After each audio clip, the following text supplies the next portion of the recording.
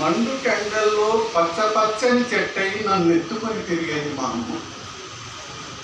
అందుకే నేను అమ్మను ప్రేమించాను, అందుకే నేను చెట్టును ప్రేమించాను. ఎందుకో మరి అడవి మన పూర్వీకుల పుట్టిల్లని చెప్తుండేది మా అమ్మ.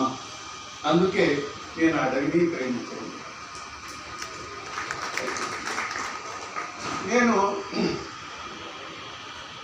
ఈ పుట్టుమచ్చ ఉర్దూ అనువాదంలో కొన్ని లైన్లు చదువుతున్నాను.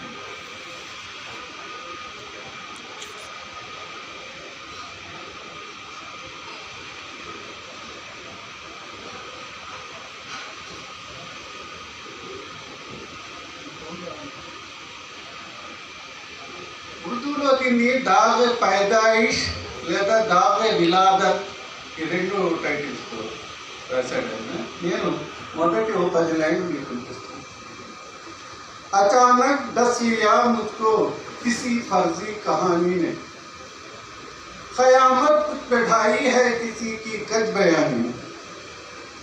ज़लीलो ख़ार होता आ रहा हूँ कुछ शरीरों के तराशे एक गलत इल्ज़ाम के बदले।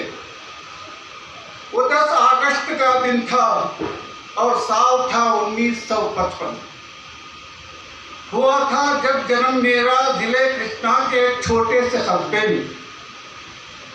लिखा था क़ब्ल पैदाइश ही मेरा नाम फहरिस्ते वतन दुश्मन अनासिर।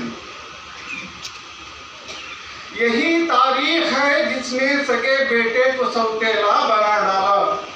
इसी तारीख की यावा बयानी ने छुड़ाकर भाइयों से मुझको तमना करके छोड़ा था। మీకు అర్థం అవటం అర్థం కాకపోవడంతో ప్రమేయం లేకుండా నేను చదివించాను మా అన్న మీద.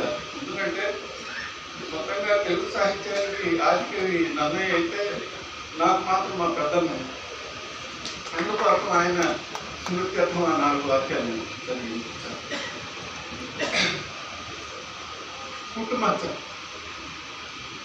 నా అర్హతకు మించి ఇది నాకు గుర్తింపు ఇచ్చింది. నా ఉనికికి ఒక సార్థకతని సమకూర్చిందని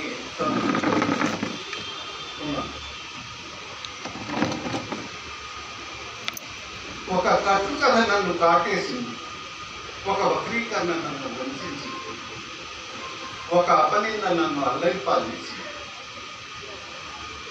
1955 ఆగస్టు 10 నా పుట్టిన తేదీ కృష్ణా జిల్లాలోని ఒక మారుమూల కుగ్రామం మా ఊరు.